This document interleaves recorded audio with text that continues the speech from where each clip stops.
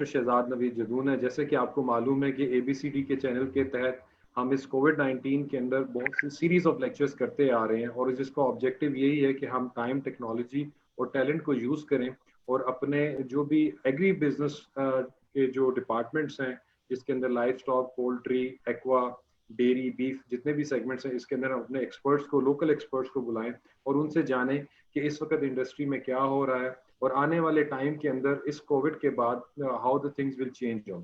So today we are lucky we have Dr. Muhammad Ayub with us, who is president of Pakistan Fisheries Society. He is also a visiting faculty of GCU Lahore.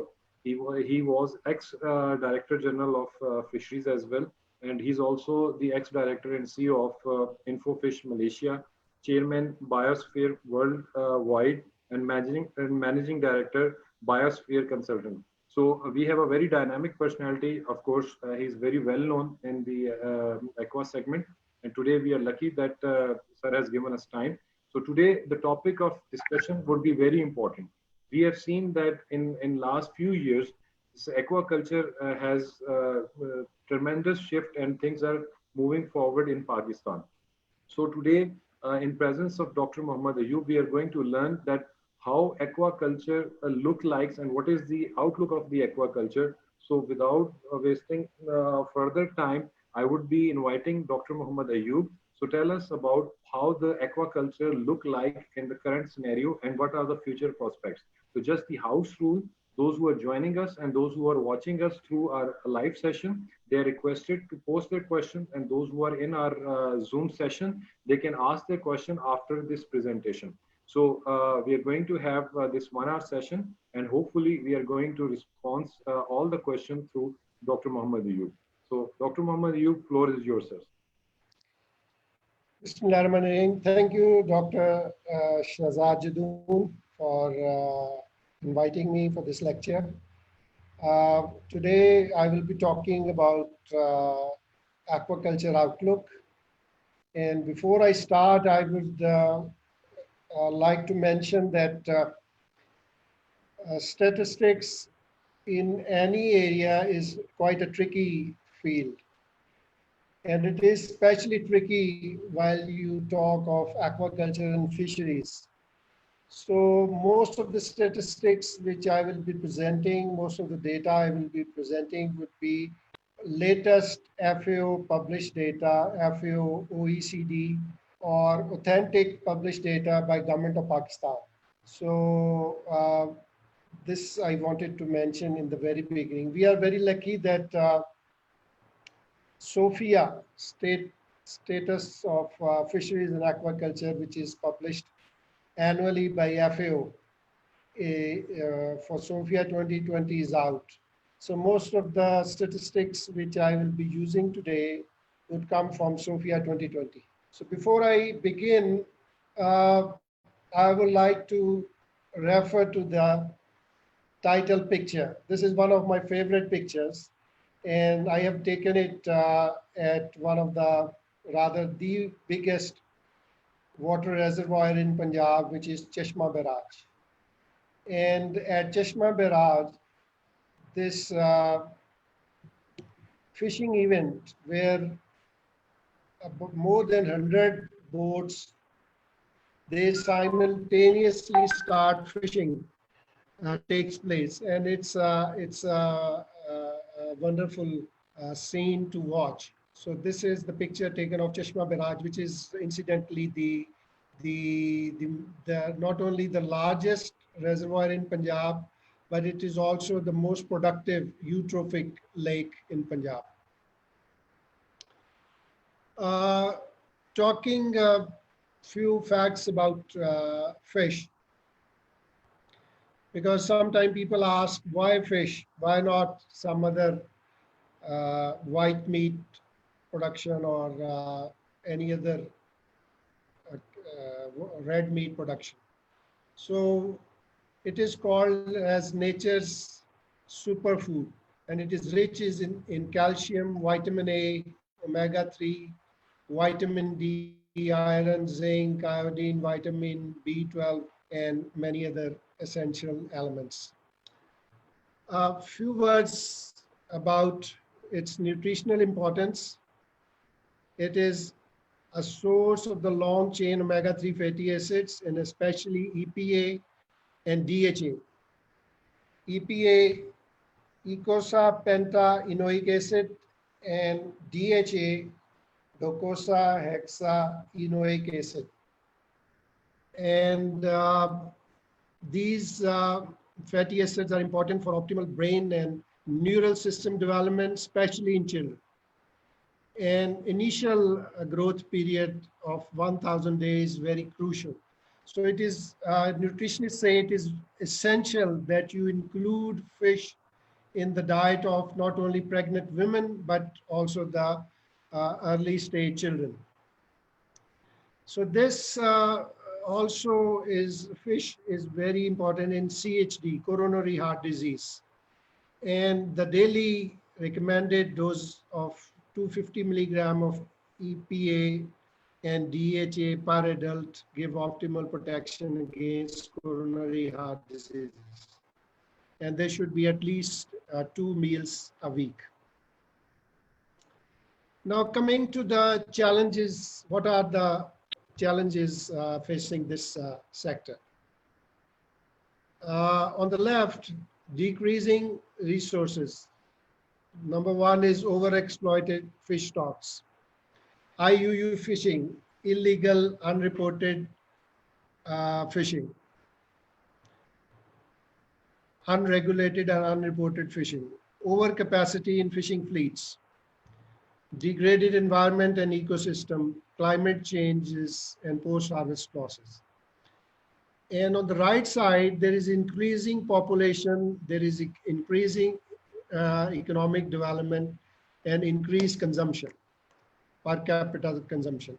We will see in later statistics that per capita consumption of fish is increasing every year.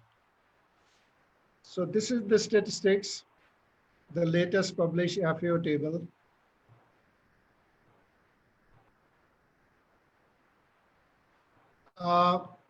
Notice that this table gives you million tons of fish produced from 1986 to 2018. And total world fisheries and aquaculture production in 2018 was 178.5 million tons.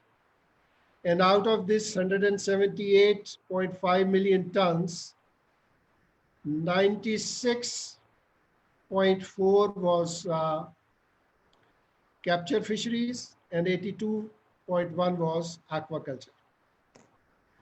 And similarly at the bottom, it gives you the dollar figure of the fish trade. So in 2018, a total of $164.1 billion of fish was traded all over the world.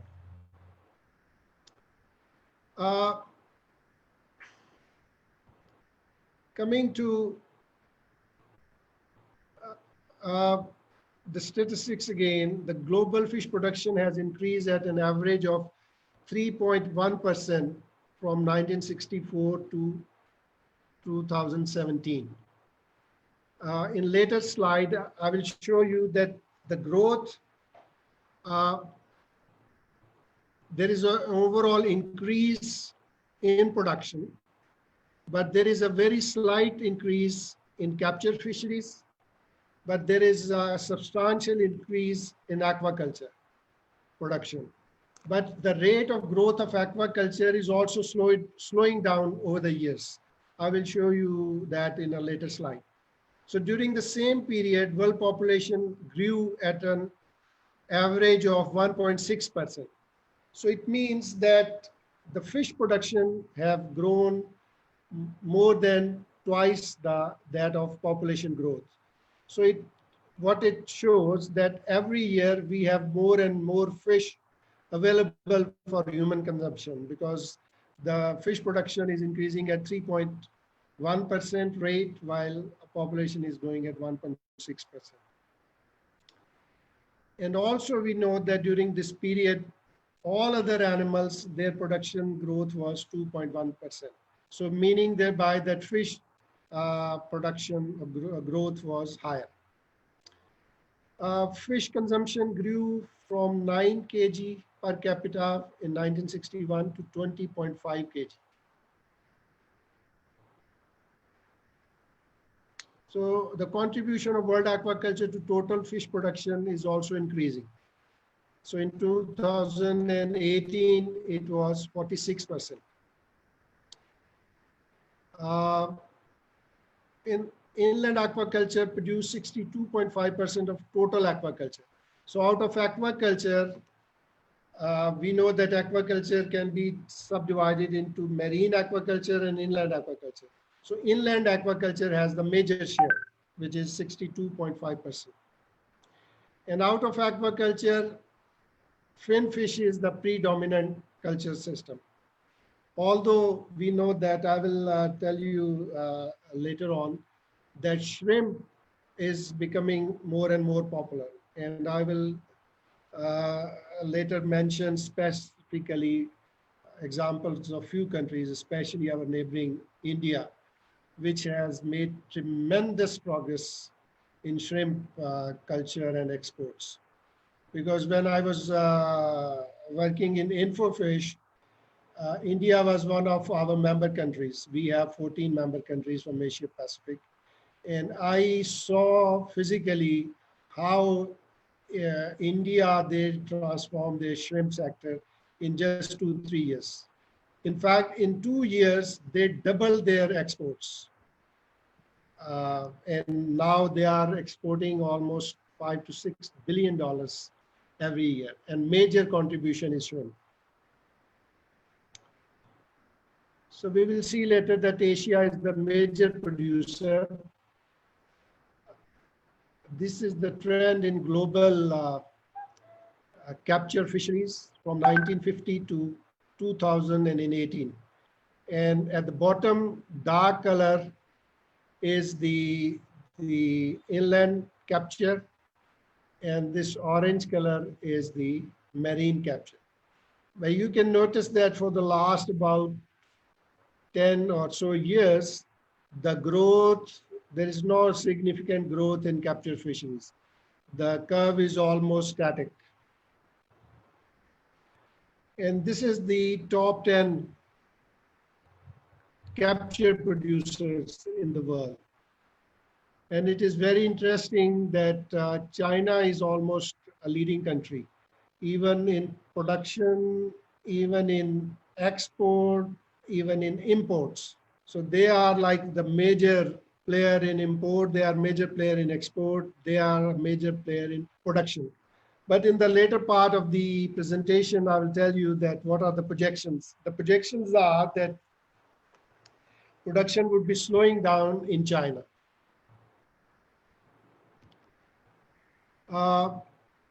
Inland water capture production. Well, normally I wouldn't show you this table. Why I'm showing you this table, that these are the top 25 capture producers. And this is one very fortunate table where we see Pakistan also. So in this part, this is that I have split this table into 2 slides. So if you notice at the bottom is Pakistan, which is at the 19th number. So usually in international statistics, in FAO statistics, we don't see any statistics from Pakistan. So this is not the fault of FAO. I know this personally because I have worked in FAO system and I have worked in Infofish also. So nobody respond from Pakistan. When I was in Infofish, I would use my personal contacts. I would call people from Malaysia just to get some statistics so that they are included into international data. So this is one area where we are not very good. We are very much behind. Wasim, you are welcome.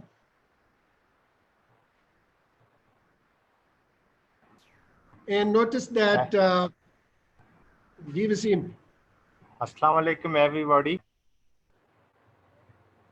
Wasim, how is FAO doing? We are doing some well at the moment. Good, good. Anyway, I'll talk to you later. So Pakistan is at 19th position, and notice that from zero in 1980s, the capture of Pakistan was 0.07 million tons, which has grown to 0.14 million tons in 2018. So this is rest of the table. Again, I have included Pakistan on top. So these are the 25 countries.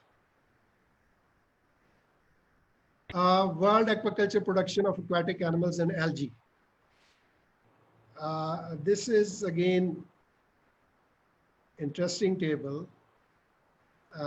And at the top of the bar, which is orange in color, shows the production of algae. And probably I will show you the top aquaculture producers also. But before I go to that, I'll tell you that in aquaculture production at the moment, India and Indonesia, they are like, you know, from neck to neck. They are competing with each other neck to neck. If we include algae in aquaculture production, then Indonesia become higher. And if we exclude algae, then India become higher. So now I come to the projections. What are the projections for the future? This is one OECD FAO table, which is very, very important. And I tend to show this table usually in my presentations. If you look on the left side, these are the regions. And on the extreme right is the supply and demand gap. So if we look at the world supply and demand gap, it is minus 104.7 million tons. So this means roughly, it means that by 2030, the global production need to be increased by this amount. We need to increase 104.7 million tons by 2030.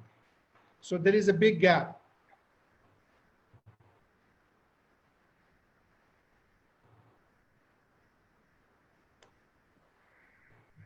World capture fisheries and aquaculture production from 1980 and projection up to 2030. And the blue area is the aquaculture, and the bottom is the capture fisheries. So the projection is that by 2030, aquaculture would overtake the capture fisheries. So there would be, if you notice, there is a sustained increase in aquaculture while the capture fishery is static or going down.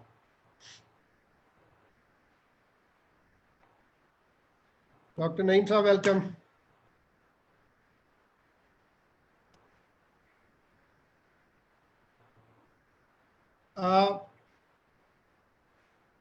Traditionally, we used to say, especially when I was in InfoFish, I would say that Asia produces and rest of the world consumes.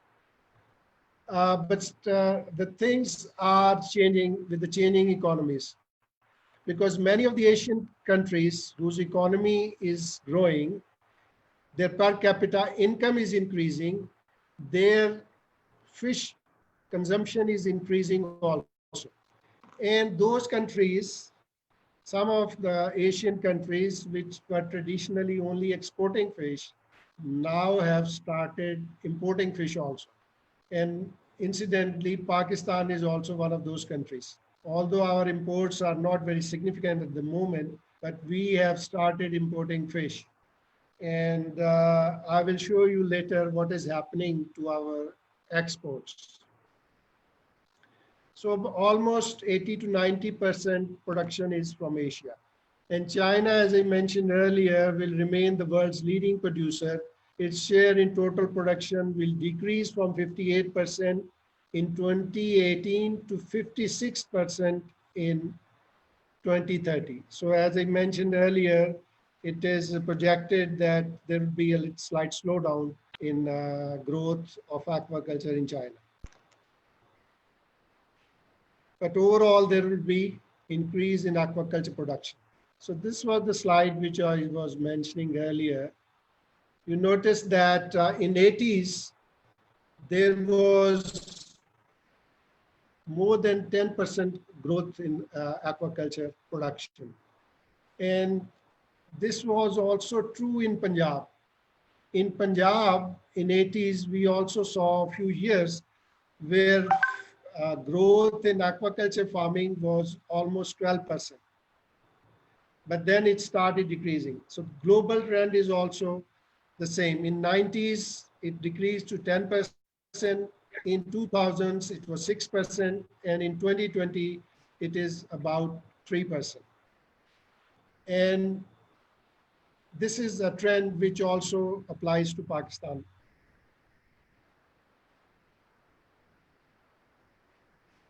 So what is the projection for the prices? Prices are expected to rise, and they will rise up to 2030. With the expected slowdown of aquaculture production in China, prices would further escalate. And demand is expected to increase due mainly to increase in per capita income, increase in population, increase in prices of other meat, increased consumption in developing countries, increased urbanization, and improved distribution and processing. So the last bullet in improved distribution and processing is very vital for Pakistan. This is one area where we are lagging behind. And I very strongly feel that although in recent years, we are seeing introduction of new technologies in aquaculture, introduction of biofloc and other interventions. But I strongly feel that we cannot sustain such huge investment unless we enter into processing and marketing. Marketing, especially in international markets, because the cost of production in Pakistan is quite high. And one single reason, if somebody asks me what is the single reason for production cost to be high, is cost of energy. So energy is quite expensive in Pakistan. So we cannot, our farmers cannot sustain unless they go for processing, value addition, and international markets. So global prices are expected to go up 22% by 2030. And the rise in prices would also be contributed by up to 30% increase in fish meal price and 13% increase in fish oil price.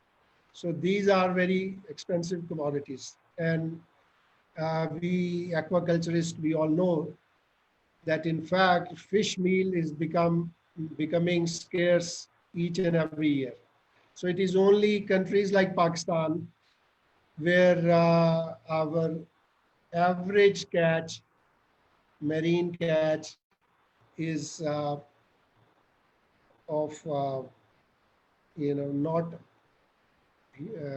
fit for human consumption. It is undersized, and our handling is such that fish goes into the fish meal industry. Otherwise, globally, every year, the non-human consumption of fish is decreasing because fish is such a precious commodity. Each and every other year, there is decrease in non-human consumption. So almost everything which is caught or produced is used by humans. So per capita fish consumption is also expected to increase from 20.5 kilogram in 2018 to 21.5 kilogram in 2030. The expected per capita growth of fish for each region by 2030 would be Asia 9%, Latin America 7%, and Europe 6%. And by the way, in Pakistan, it's again, if somebody asks me what is the per capita consumption in Pakistan, so it is quite difficult to answer. And it is becoming increasingly difficult to answer this question. When I was working as DG Fisheries, since I had a few statisticians also in the department, and we carried out a very comprehensive exercise in collaboration with Perry. And we came up with a figure which we could support with the statistics. What are the basis for calculation of this? But anyway, if somebody asks me today, there are different published figures. Some say 2.2 kilograms, some say 2.4 kilogram, and even some of the older publications, they mention 1.8 kilogram. So our current per capita consumption is 2+ kg. But the encouraging things, it is growing.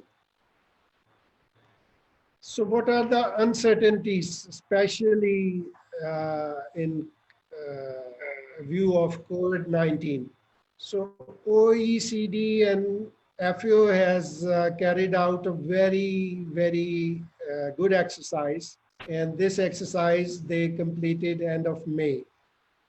And they have published this. And this data, the percentages, they did not ask this question to general public.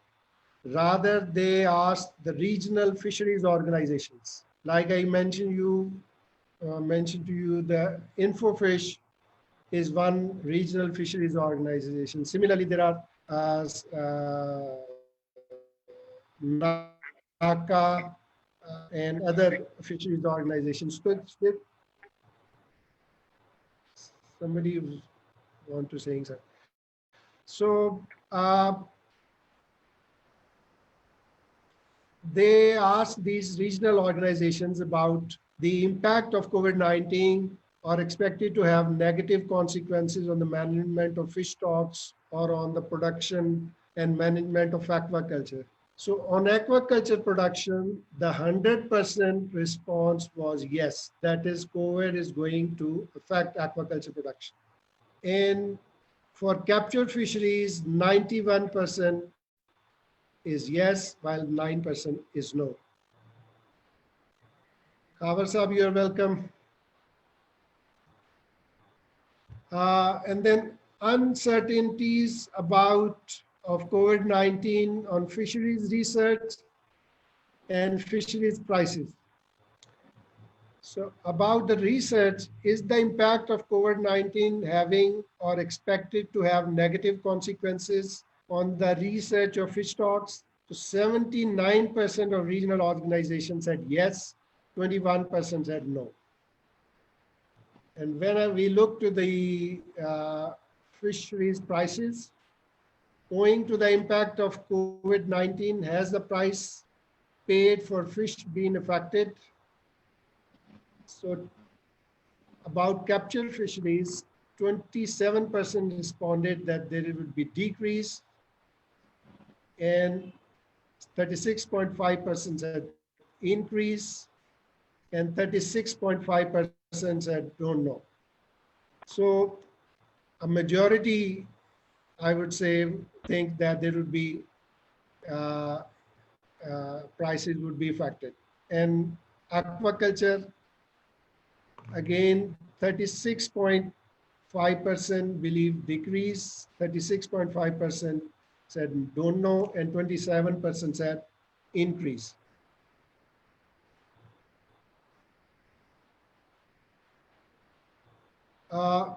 What are the other uncertainties? Environmental issues. and they are very pronounced in country like Pakistan. And especially our coastal areas are very, very badly affected. You know, a few years back, Mr. Khavar is with us. We did a survey of the coastal areas and creeks in Karachi. The things were really very bad, so bad that it's difficult to even explain. Then there are disease outbreaks, which luckily are not very common in Pakistan. IUU fishing, illegal, unregulated and unreported fishing, changes in tariff and trade rules. Now we come to Pakistan, and I would like to spend some time about Pakistan. In fact, I would like to have as much time as possible on question answers and discussion.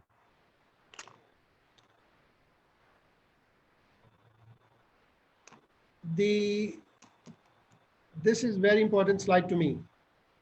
And this is not only very important slide, this shows very, very unfortunate state of affairs for fisheries in Pakistan. Jadoon साहब देखिए कि this is 14-15 मुल्कों में के साथ मैंने I have worked with 14-15 countries in Asia Pacific. I cannot quote a single example where a single subject of fisheries and aquaculture is split in two ministries. So this is, to me, it is the major impediment for the development, for the growth, for the promotion of this sector. So we have split this subject after 18th Amendment into two ministries. One ministry is National Food Security, which should be actually the line ministry. So Fishery Development Board works under the National Food Security, while the actual management part is under Ports and Shipping, the Fisheries Development Commissioner and the Marine Fisheries Department. They come under Ministry of Ports and Shipping. So Jadoon Sahab, I believe I can afford few minutes to mention my personal experience about this dichotomy. No, sir, it's very interesting. While I was working in Infofish as Director CEO, I got funding from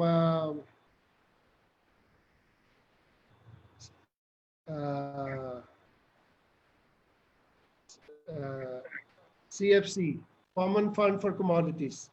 It was a $1 million project, and it was to be implemented in 4-5 countries, including Pakistan. And it was pure grant. All the requirement of the donor was they wanted an agreement to be signed with the line ministry.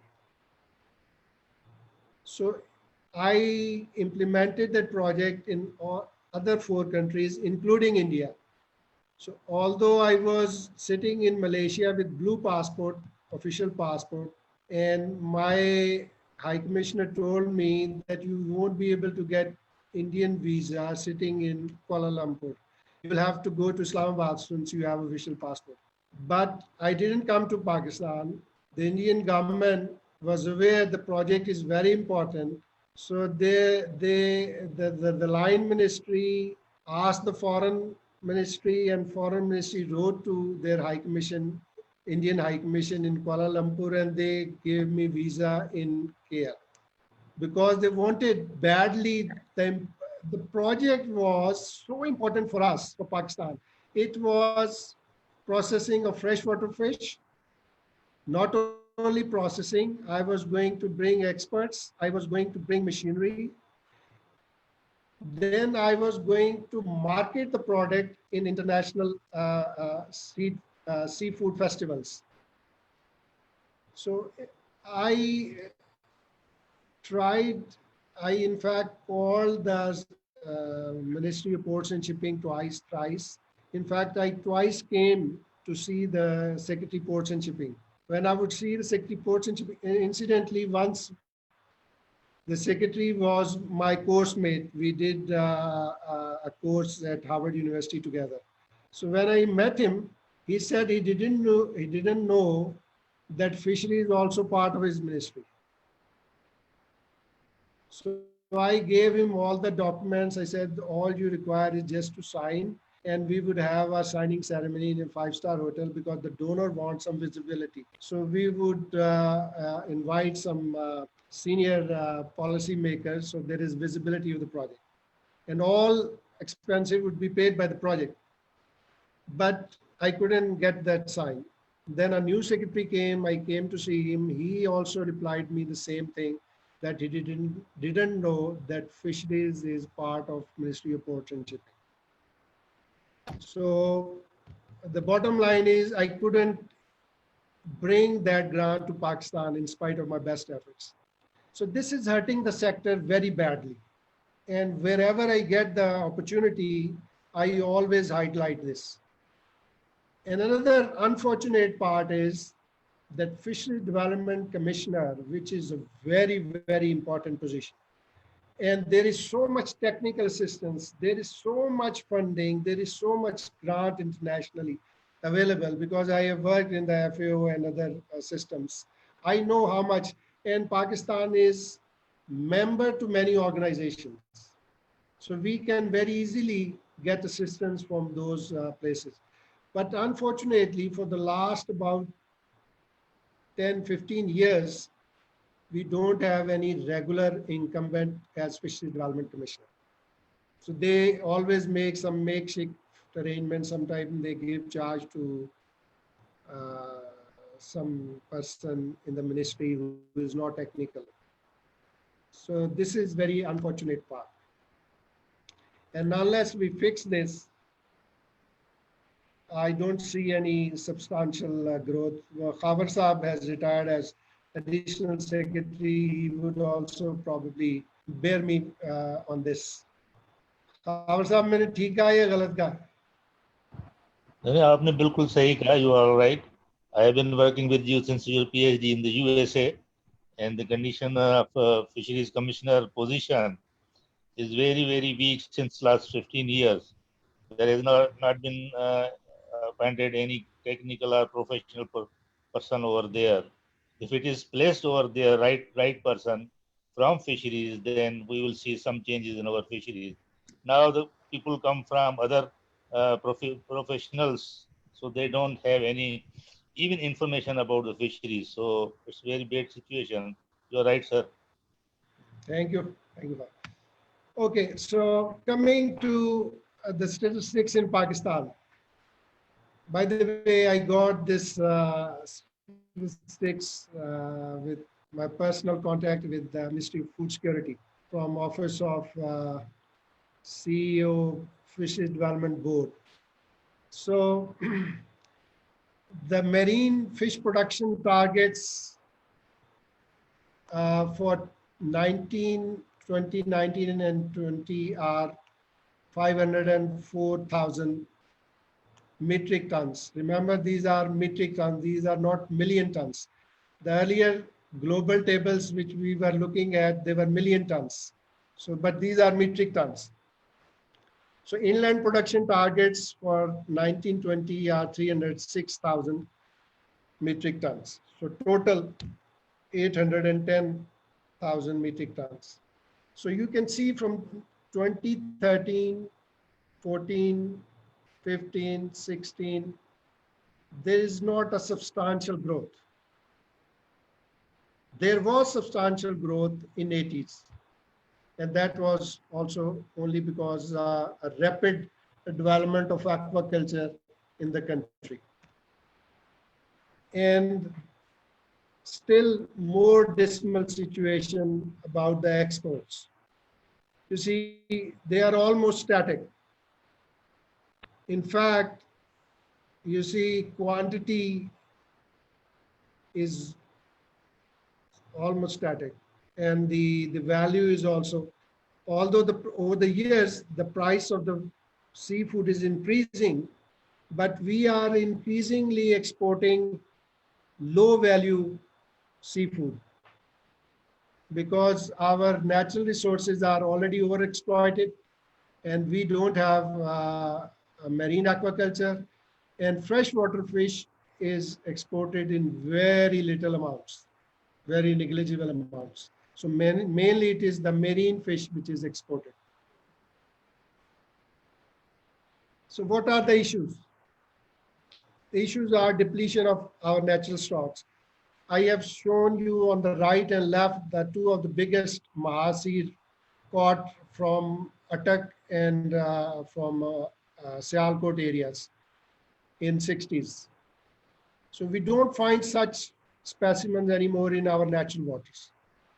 So our natural waters are overexploited. Then there is increasingly, we are inbreeding our brood stock. So there is no hybrid vigor in our brood fish.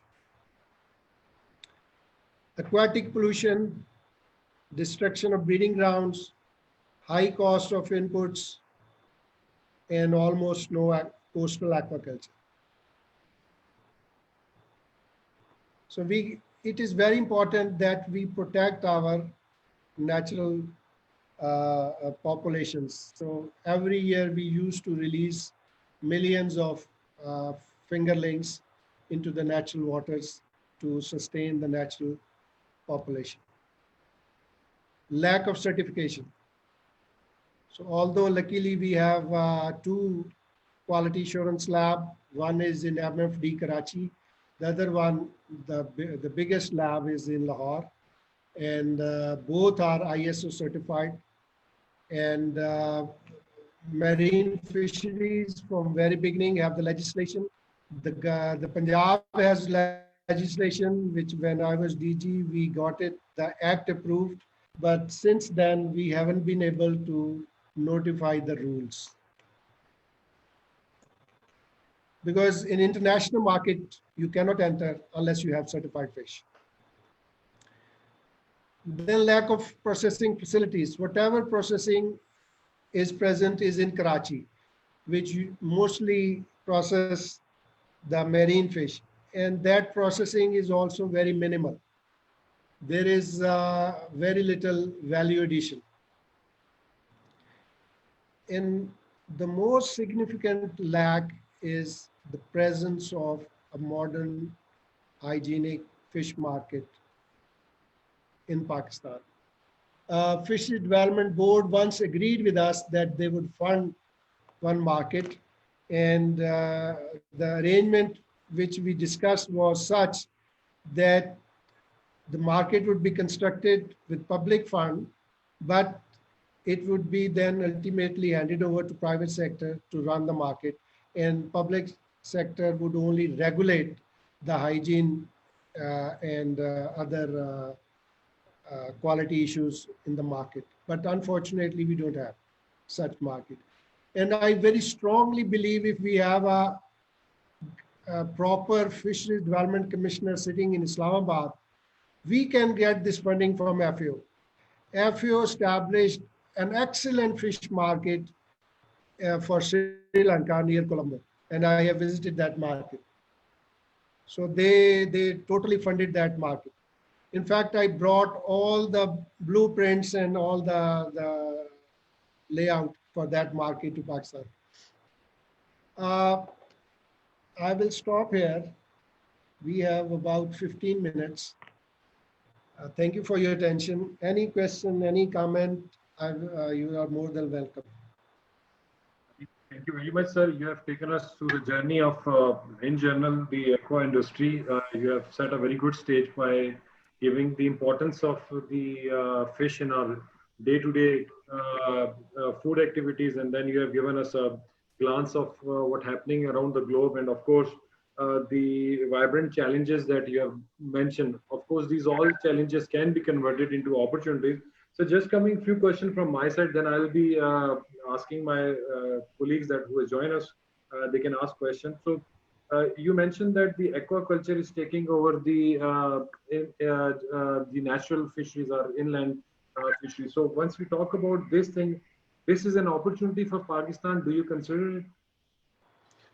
Obviously, it's a challenge and also an opportunity. Like coastal aquaculture, or even nowadays there are technologies where countries are even doing aquaculture in almost open sea.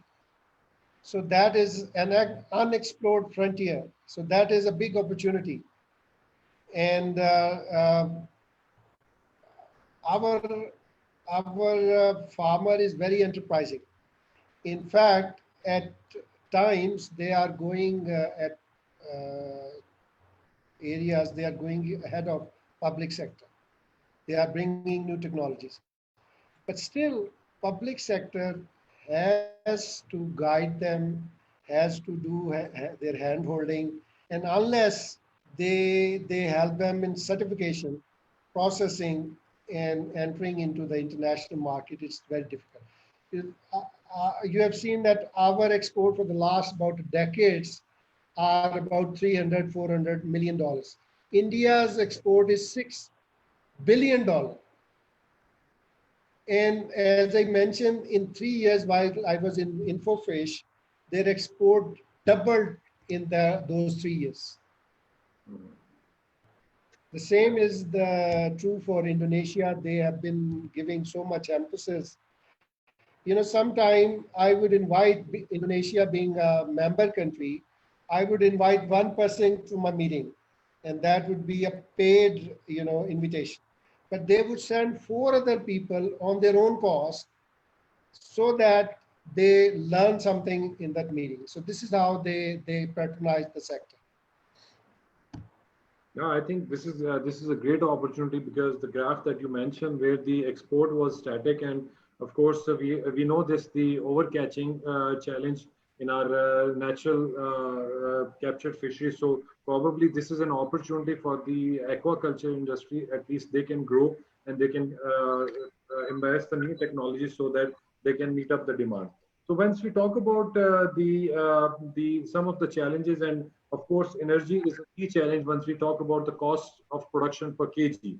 But other than that, we are facing now that the input cost, including ingredients, raw material, that are going on a higher side, which is also impacting on the cost. That's number one point. Second part, which is also related with this, is the skilled HR workers on the farm. That also hampering the efficiency once you go about the aquaculture management and you're talking about the new technology. So being an ex-DG, holding the key position in country, having a well experience. So what do you suggest how we can cover up these challenges in Pakistan? Yeah, this is very pertinent question. The aquaculture sector is developing very rapidly. Technologies are changing and improving very fast.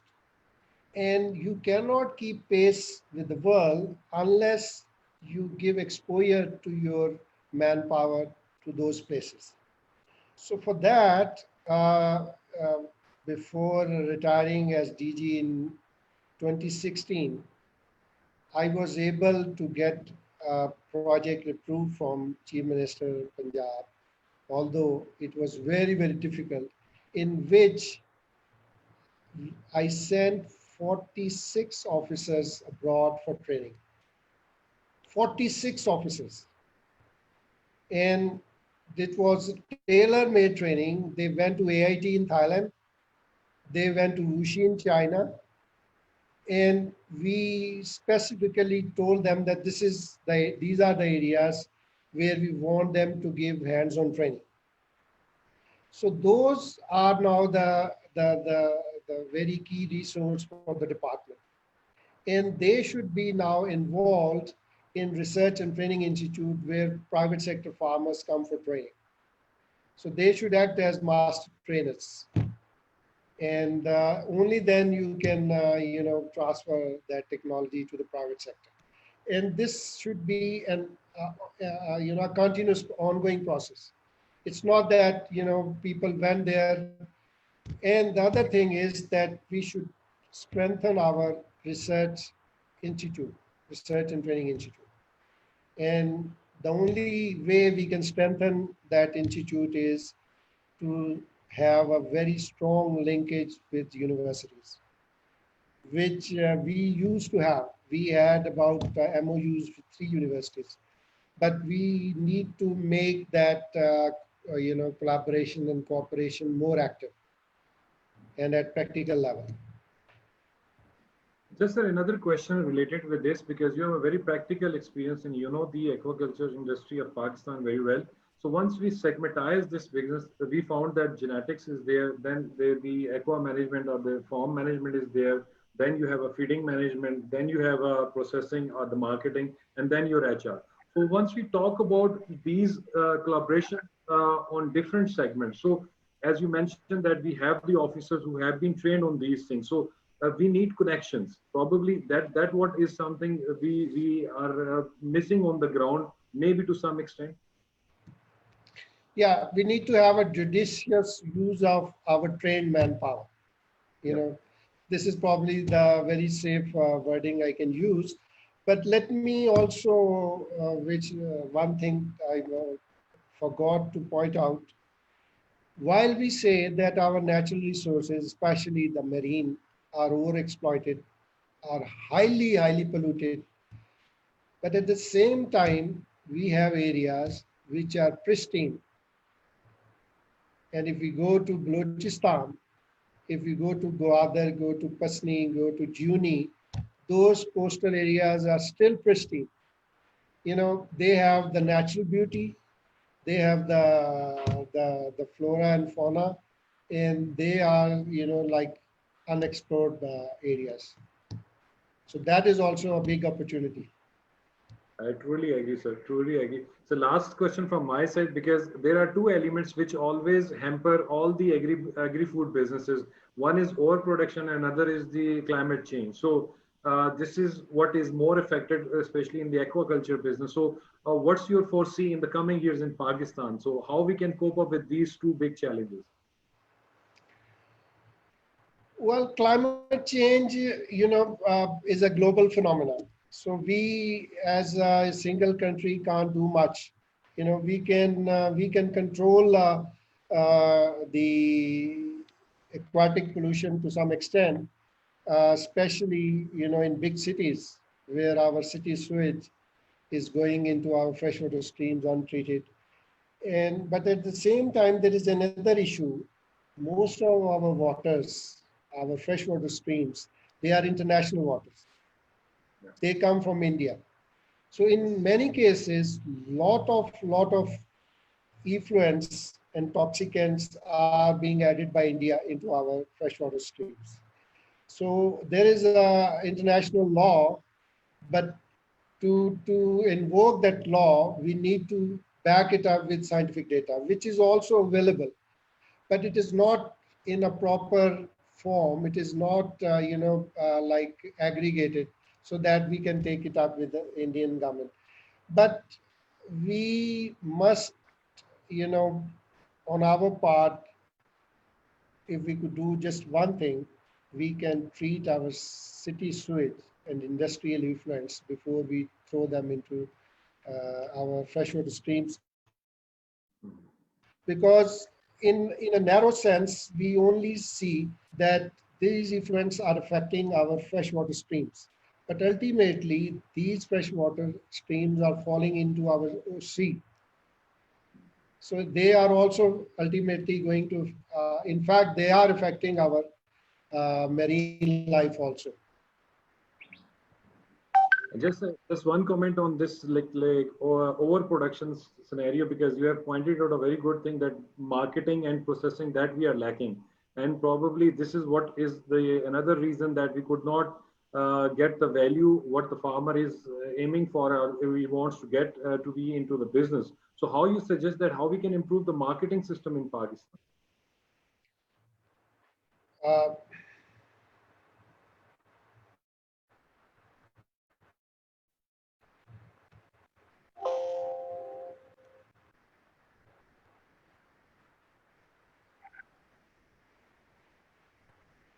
Gee, sorry. It is very difficult for our farmer to compete with international producers. Even जो aquaculture में those countries which are well established or which have a long history of aquaculture production like India, Bangladesh, वहाँ भी farmer, for example, they were complaining that they cannot compete with Vietnam. Bangladesh में जो farmers ने दिखाया जी कि we are producing this Pangasius, but Vietnamese Pangasius is being sold in Bangladesh at cost which is less than our cost of production. The same was remarks in India. So first of all, when I emphasize in marketing study, we should determine scientifically, based on market study, which species to produce. When I say which species to produce, it does not mean only that climatically which species we can produce, but it also means which species we can market. And we are lucky that we have world's largest market just around the corner, which is China. So we can, in fact, we can establish an industry based on buyer in China.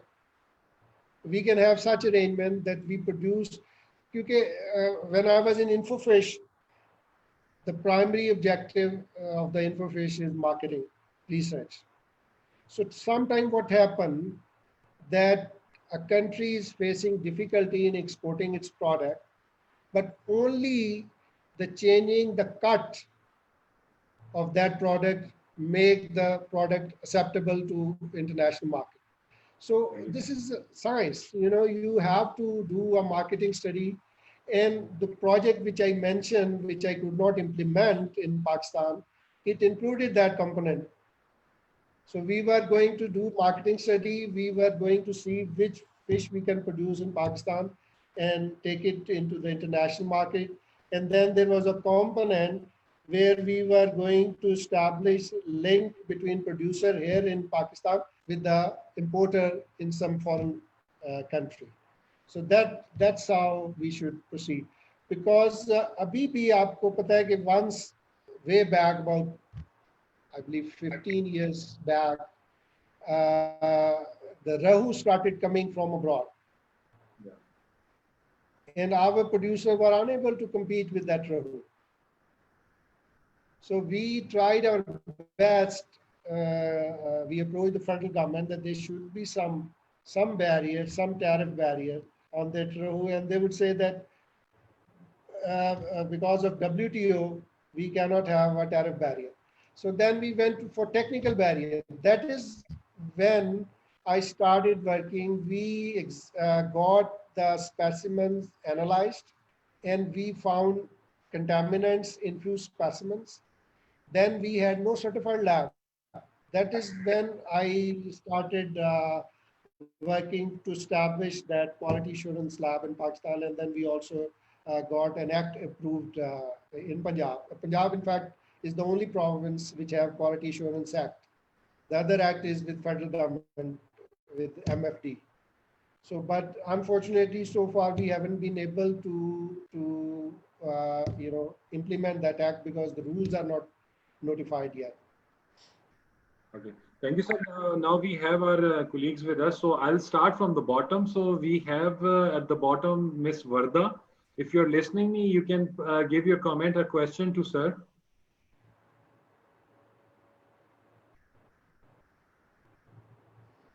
Ji Varda. Where if you can unmute them.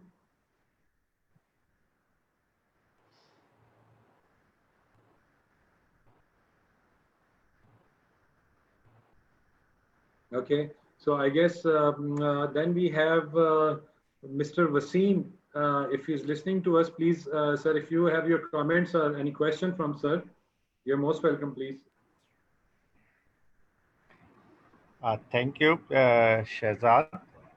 I have a question about the production and supply gap, where it is shown that there is a gap of 104 million metric tons.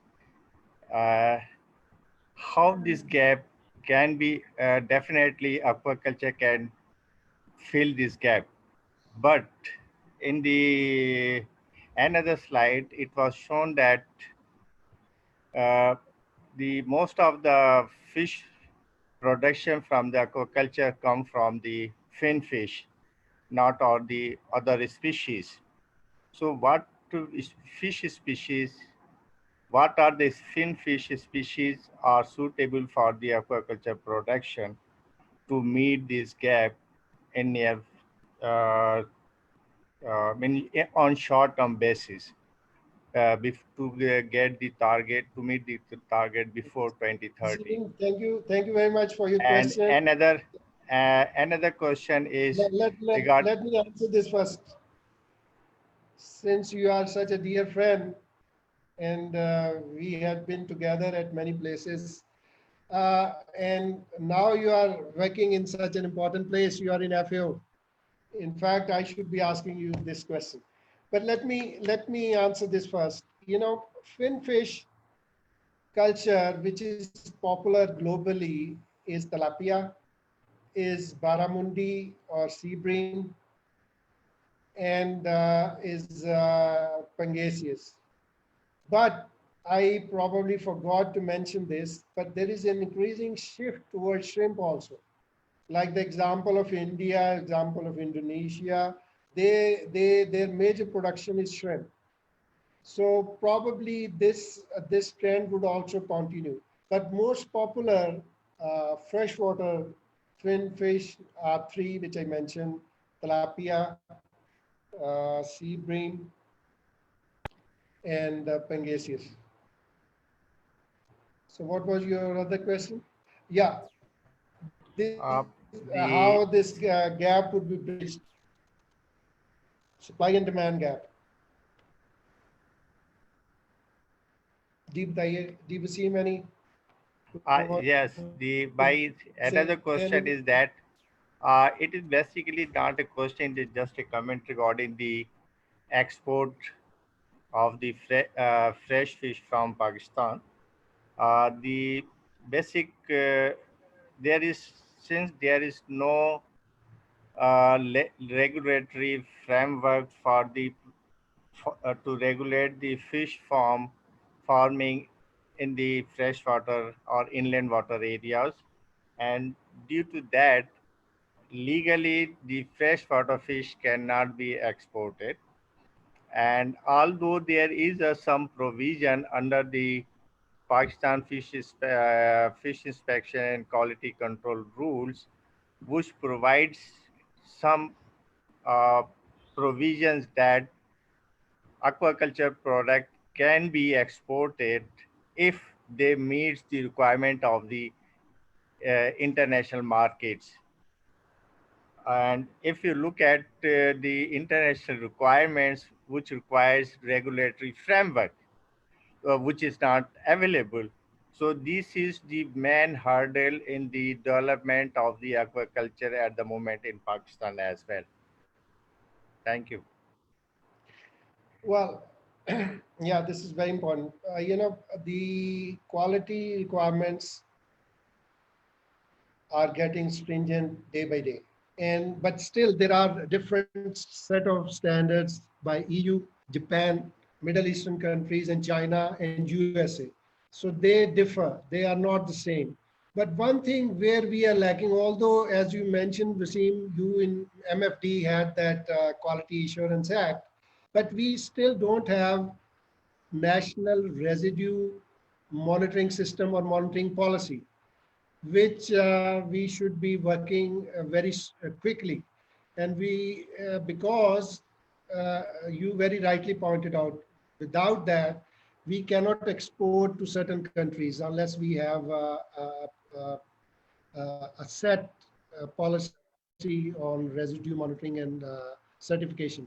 But still, there is a room. If we have proper production and we can certify the deposit of like heavy metals or pesticides or chlorofenramin, if we can certify that these things are not there, we can still export to many countries. I think over and I above, hope. Gigi. yes, sir. I think over and above, also you mentioned we need to redesign or reset the structure of the hierarchy of this fishery department. What you were mentioning earlier, that we are bifurcated amongst the two ministries, so that needs to be relooked and that has to be taken into care. Uh, I had That's the most vital thing, you know, because I have seen how 14 at least countries they develop this sector, and there's no country I can quote where fisheries is associated with the ports and shipping. Important things, yeah. I think this is uh, something very important here. So we have uh, Nabil Saab, Nabil Chaudhary Saab. If Nabil Chaudhary Saab, if you can have any question or comment, then we are going to close. Then we will take 1-2 more questions because already we are over the time. Nabil From Chaudhary Saab. Karachi. Assalamu alaikum to everybody. जी नदीम साहब कैसे हैं? मैं ठीक हूँ doctor साहब, आप ठीक हैं? pleasure to hear from you and to see you, माशाल्लाह. नदीम कह रहे थे नबील चौधरी साहब. तो आपके नॉलेज से अच्छा, मैं थोड़ा सा मैं लेट, एक और मीटिंग की वजह से लेट ज्वाइन किया. बहुत जबरदस्त प्रेजेंटेशन. सिर्फ एक छोटा सा मैं कमेंट यहाँ सिर्फ एक दो करना चाहूँगा. I suppose you can get recording from Jadoon साहब. जदून साहब से जी, आपको रिकॉर्डिंग मिल जाएगी. जी बताइए. I will definitely get it. अच्छा, एक तो ये है, मैं सिर्फ यहाँ एक दो चीजें सिर्फ बतौर कमेंट. एक तो जैसे जदून साहब ने ये कहा कि वो प्रोसेसिंग फार्मर्स की हेल्प के लिए, मेरा पॉइंट ऑफ व्यू हमेशा से ये रहा है कि कोई शक नहीं है, इसमें बात तो हमारी हो गई है, लेकिन एक्सपोर्ट के लिए तो हमारे पास शायद कोई स्पीशी नहीं है. ऑल्दो मैंने इस दफ़ा एक कराची के एक्सपोर्टर के थ्रू हमने रहू शायद आपको 18-20 साल के बाद पहली दफ़ा कोई 6-7 करोड़ रुपए की मैंने एक्सपोर्ट की है इस दफ़ा, which is a very good news I think for the industry, because dollar चला गया 160 पे और ज़रा हम कम्पीट करने के काबिल हो गए हैं. सो हम इस पर काम कर सकते हैं. बहुत बड़ी मार्केट है सारी मिडिल ईस्ट की और ये सारी रहू के लिए. सो एक तो हम उस पर हो गए हैं, इस पर वर्किंग हो सकती है और मैं समझता हूँ पंजाब में भी डेवलप हो सकती है थोड़ी सी प्रोसेसिंग. इसको भी देखना चाहिए because this is the first time opening. जब मार्केट क्रैश हुई है जनवरी में तो मैंने स्ट्रगल करके दोबारा we were able to do it. और सेकेंडली मैं समझता हूँ कि इस पे भी काम करने की जरूरत है. फार्मर को तो एक्स्ट्रा प्राइस नहीं मिलेगी, जाहिर है वो एक्स्ट्रा प्राइस तो वो प्रोसेसर कमाएगा, बट फर्दर प्रोसेस्ड फूड जो है ना, मैं समझता हूँ इस पे तवज्जो नहीं हो रही बिकॉज शहरों में लोग बगैर कांटे के जहां उनको पंगेसियस चाहिए वहां पे फ्रीजर में पड़ा हुआ नगट और fish kebab, I think it's a big market which is absolutely under tap. उस पर मैं समझता हूँ अभी शायद अनफॉर्चुनेटली कोई भी नहीं गौर कर रहा. तो इस पर भी मैं समझता हूँ कि थोड़ा सा काम हो सकता है और होना चाहिए. Thank you very much. बहुत जबरदस्त प्रेजेंटेशन थी जदून साहब. आई वुड लव कि अगर आप मुझे पूरी भिजवा दें. आपका जितना प्रैक्टिकल एक्सपीरियंस है, there are very few people in Pakistan and you very rightly pointed out these issues. That is what मैं जदून साहब से एक दफ़ा ही बल्कि मुलाकात हुई है और आज ऑनलाइन मुलाकात हुई है. तो I was asking him to sit down with him because यही बातें जो आपने की हैं, that's what I would like to discuss with him. I don't want to discourage him from feed industry or anything, but this is what I wanted to tell him, that the industry would only grow when we ensure that farmer get the right price. And farmer would only get the right price if we do the scientific processing and do at least some value addition, and there is a complete chain so that farmer is not forced that he has to harvest the crop today or in a 1 week time. and it happens that in that week, when he's harvesting, the price crashes in the market. So we need to protect the farmer from those fluctuations, and that can be only done when we have a complete chain of supply chain and processing chain. I agree, sir. This is something, this end has to be reverse engineered and engineering, and we need to work on that. Just to add on, maybe in coming future, we are working on some model of catch a fish stop shops, which could be in the niche areas of Pakistan. They would be introduced soon. Jadun sahab, can I add something, please? जी please sir, go ahead sir, please go ahead. एक छोटा सा point सिर्फ ये है, मैं जो देख रहा हूँ ना सर, अभी तो हम चूंकि मेनली पंजाब में बैठे हुए हम रहू पे ही बात कर रहे हैं, जितनी फार्मिंग बढ़ रही है और जो मार्केट सिचुएशन है, मैं यहाँ प्राइस तो ऊपर जाती अब नहीं देख रहा. मेरे ख्याल में एक और बहुत अहम चीज जो है, 95% प्लस फार्मिंग जो है वो लीज लैंड पे है, ओवरहेड्स, फार्मर को एक्सटेंसिव फार्मिंग से भी मूव करना पड़ेगा. मैं तो पिछले 2 साल से ये हर जगह जाके फार्मर्स को कहता हूँ, अब उसको ये 40-45 मन से जब तक वो 60-70 मन पे नहीं आएगा, वो अपनी प्रॉफिटेबिलिटी नहीं बढ़ा सकता. और अभी तक फार्मर उसी ख्वाबे खरगोश में है, बस ये साल अच्छा नहीं था, अगला अच्छा हो जाएगा, ये हो गया, वो जैसे फार्मर की प्लानिंग है. So we need to educate him. इस पे भी उसको लाना पड़ेगा कि ये अब इसके अलावा कोई तरीका ही नहीं है प्रॉफिटेबिलिटी कायम रखने का, कि वो अपनी प्रोडक्शन जो है वो 60-65 मन पे लेकर जाए, कम से कम रहू की, तभी ओवरहेड्स मीट कर सकते हो. तो दिस इज अनदर थिंग जो कि फार्मर को बहुत इंपॉर्टेंट एजुकेट करने की. Agree, I think agree. So हमारे साथ यहाँ पे मौजूद है आतिफ याकूब सर. आतिफ याकूब सर, आपका अगर कोई पॉइंट या कोई कमेंट हो या क्वेश्चन हो, यू आर वेलकम प्लीज. अस्सलाम वालेकुम. एक कमेंट है जी, बहुत अच्छी और अपडेटेड इंफॉर्मेशन थी, और डॉक्टर साहब जब भी प्रेजेंटेशन देते हैं तो कुछ ना कुछ नया बता के जाते हैं. और शहजाद साहब, आपका बहुत शुक्रिया, आपने हम सबको इस तरह से कनेक्ट करके रखा हुआ है और साथ साथ हमें अपडेट करते रहते हैं, और एकेडमिक्स और प्रैक्टिकल सेक्टर और ये सारी चीज़ों के अंदर एक कनेक्शन को आपने कायम किया हुआ है. लेकिन डॉक्टर साहब से एक थोड़ा सा है कि सर चैलेंजेस बहुत सारे हैं, और एकेडमिशियंस जब अपनी रिसर्च प्लान करते हैं तो समटाइम्स बड़े कंफ्यूज होते हैं कि इस टाइम प्रायोरिटी एरियाज क्या हैं. तो कुछ डिपार्टमेंट की तरफ से या कोई ऐसे किसी फोरम की तरफ से, जैसे शहजाद साहब इस पे कोई इनिशिएटिव ले सकते हैं कि कुछ प्रायोरिटीज कम से कम हमें थोड़ा सा सेट करें, और हम जिन सर्कल्स में हमारी एक्सेस है, हम बता सकें कि उन प्रायोरिटी एरियाज के अंदर फंडिंग इमीडिएटली रिक्वायर्ड है, और शायद उस तक we should move forward for in terms of research. Thank you. I don't know what to say. Shahzad साहब, आप कुछ कहना चाहें तो कहें. I think suggestion. I don't register this question. No, thank you very much, sir. I think this is something is real time issue है कि हमें जो है वो अप्लाइड चीज़ों के ऊपर काम करना, और उसके लिए कोलैबोरेशन है पब्लिक प्राइवेट सेक्टर की. और यहाँ पे मैं क्योंकि सर आप माशाल्लाह इस वक्त प्रेसिडेंट ही हैं पाकिस्तान फिशरी सोसाइटी के, तो जो सबसे बड़ा एक अलमिया ये है कि हमारे पास कोई ऐसा एम्ब्रेला प्लेटफॉर्म नहीं कि जहाँ जिसके नीचे हम आपस में मिल के कोलैबोरेट करें, क्योंकि जो पेस है और जो ऑब्जेक्टिव्स हैं वो पब्लिक और प्राइवेट के समटाइम डिफरेंट होते हैं. तो मैं समझता हूँ यहाँ पे as a president of Pakistan fishery society हम आपसे रिक्वेस्ट करेंगे कि हम इसको दोबारा एक्टिवेट करें और इसके अंदर हम विंग्स पे काम करें, जिसके अंदर R&D है, मार्केटिंग है, क्योंकि अब जो कोविड या कोविड की बाद की जो सिचुएशंस होनी है वो फाइनेंशियली इकोनॉमी बहुत लीन हो जानी है इंटरनेशनल भी. तो हमें अब with in the resources local talent को और लोकल अपॉर्चुनिटीज को टैप करना है. तो उसके लिए बेहतर ये कि हम किसी अम्ब्रेला के नीचे बैठ के अपने अपने सेगमेंट्स में अपनी अपनी इनपुट्स पे काम करें ताकि हम आगे निकलें. क्योंकि अगर हम ये चाहें कि हम गवर्नमेंट का या प्राइवेट का पेस एक करें तो probably I do have a lot of limitations on that point.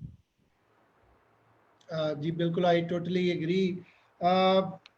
Actually, you know, this now this is sort of an anomaly Pakistan fishery society کا جو بائی لاز ہے نا جی یا کانسٹیٹیوشن ہے which was formed by our seniors, that is meant only for professionals. You know, you can say for scientists only.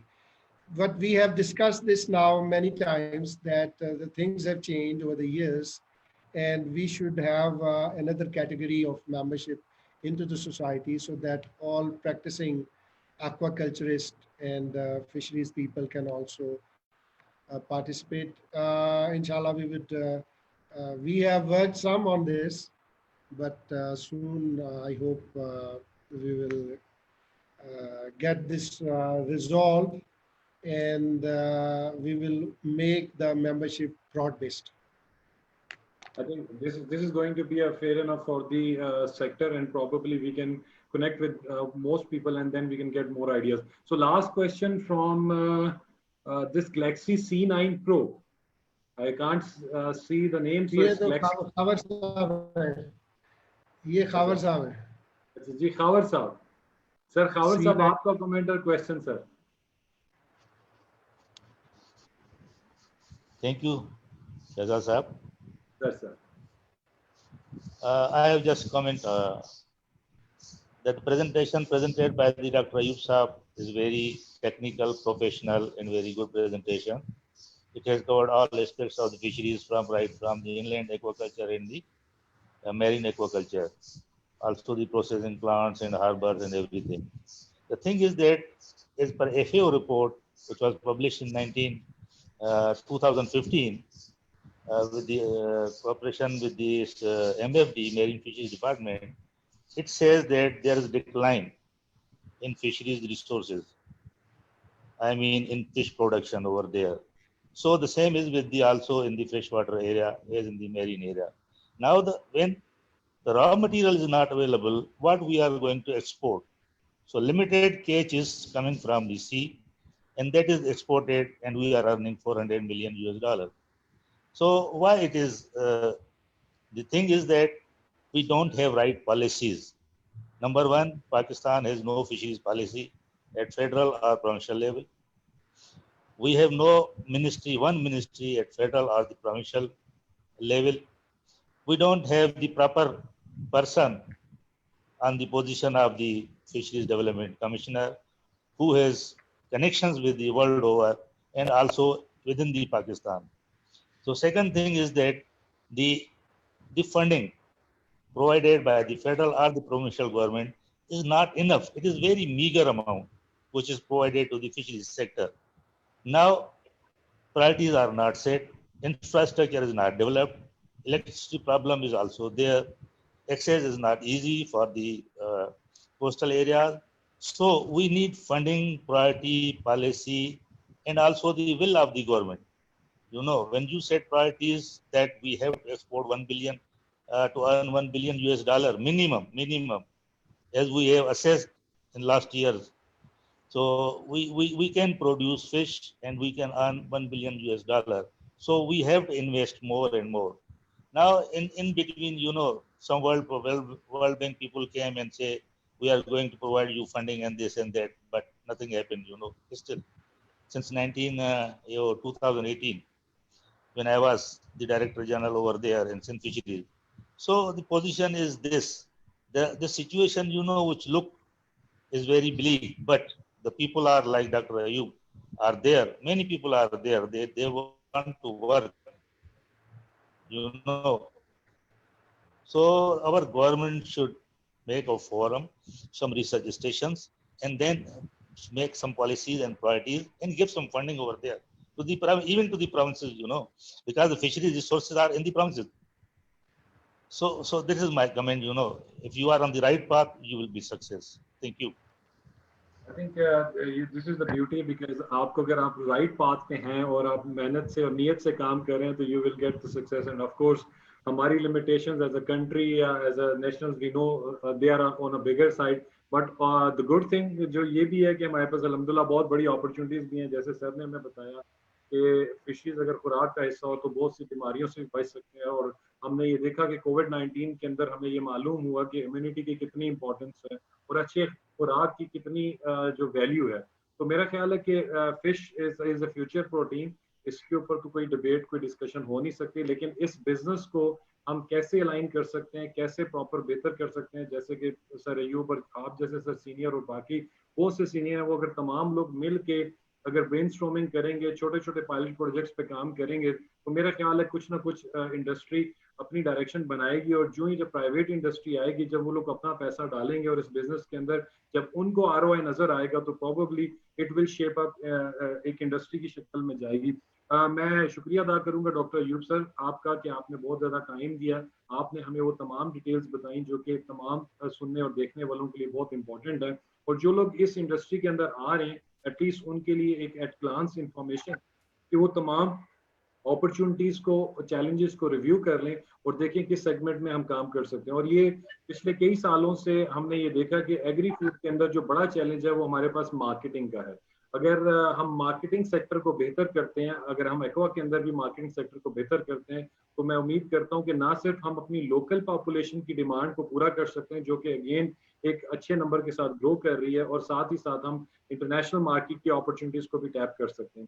ساتھ ہی ساتھ کچھ suggestion یا کچھ سوال ایسے ہیں جو کہ آپ تمام سننے اور دیکھنے والوں کے لیے چھوڑے جا رہے ہیں کہ ہمیں HR کو امپروو کرنا ہے, ہمیں ایکوا کلچر ٹیکنیشینز پروڈیوس کرنے ہیں, ان کے کورسز بنانے ہیں, ہمیں ٹرینرز پیدا کرنے ہیں, ساتھ ہی ساتھ ہمیں اپنے ینگ سائنٹسٹ کو پروموٹ کرنا ہے, ان کو انکریج کرنا ہے, اور ہمیں R&Ds پہ کام کرنا ہے. تو ایٹ لیسٹ جو ایز اے ہم آلٹیک کمپنی کر سکتے ہیں وہ R&Ds کے اوپر ہم بہت سی یونیورسٹیز کے ساتھ انشاءاللہ یہ کووڈ جب اوور ہوتا ہے یا ان بٹوین ہم ان کے ساتھ الائنسز کریں گے, تاکہ جو باہر ریسرچ ہو رہی ہے اس کی چیزوں کو ہم ریپلیکیٹ کریں پاکستان میں, اور ان کو اسٹڈی کریں کہ لوکل کنڈیشنز میں ان کے کیا ریزلٹس ہیں. اور جیسے ایوب صاحب نے ایک اور بڑا بہت امپورٹنٹ پوائنٹ کہا کہ سائنٹیفک طور پہ ہم مارکیٹنگ ریسرچ کریں. سر I also got a chance to do one semester of my MBA in Harvard. تو وہاں ہماری میری شرمن پروفیسر ہوتی تھی, تو she was dedicatedly working on the agri business side. تو میرا خیال ہے کہ ایسی الائنس ہمیں پیدا کرنی چاہیے کہ جو ہمیں سائنٹیفک طور پہ مارکیٹ ریسرچ دے. یہ نہ ہو کہ بس یہ کہہ دیں کہ ڈال دو پچھلے سال ریٹ لگا تھا اس سال پھر ریٹ لگے گا, یہ اس کانسیپٹ پہ نہ ہو. یا جو بھی بندہ ویلا ہو تو اس کو کہا یار تو یہ ایکڑ لے لے, اس پہ مچھلی ڈال دے, یا تو مرغی ڈال دے, یا تو ڈیری فارم ڈال دے, تجھے پروفٹ ہوگا. تو میرا خیال ہے سائنٹیفک بیس اسٹڈیز جو مارکیٹنگ کی ہیں ان کے اوپر ہمیں فوکس کرنا چاہیے.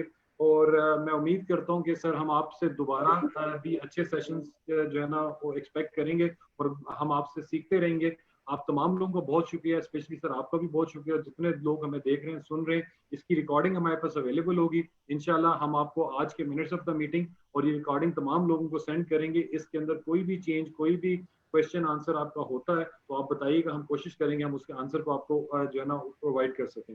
ساتھ ہی ساتھ آپ کا فیڈ بیک بہت امپورٹنٹ ہے. اگر آپ چاہتے ہیں کہ ہم کسی اور ٹاپک کے اوپر بات کریں یا کسی اور سبجیکٹ کو انڈر ڈسکشن لے کے آئیں, تو میرا خیال ہے اس وقت اپرچونٹی ہے, سارے ہم لوگ گھروں میں بیٹھے ہیں, ٹیکنالوجی کو یوز کر سکتے ہیں, ہمارے پاس لوکل ٹیلنٹ اویلیبل ہے, تو ہم اپنے ٹائم کو اچھے طریقے سے یوٹیلائز کر کے بہت سی چیزوں کو ڈیفائن کر سکتے ہیں. ہم آہستہ آہستہ اپنے تئیں کوشش کرتے رہیں گے. امید کرتا ہوں کہ آنے والے ٹائم کے اندر چیزیں بہتر ہوئی. Thank you very much. تمام لوگوں کو بہت بہت شکریہ. اپنے گھروں میں محفوظ رہیں اور اپنے چاہنے والوں کو اور اپنے گھر والوں کو بہت بہت خیال رکھیے. Thank you very much. خدا حافظ. تھینک یو صاحب. Thank you sir. Thank you.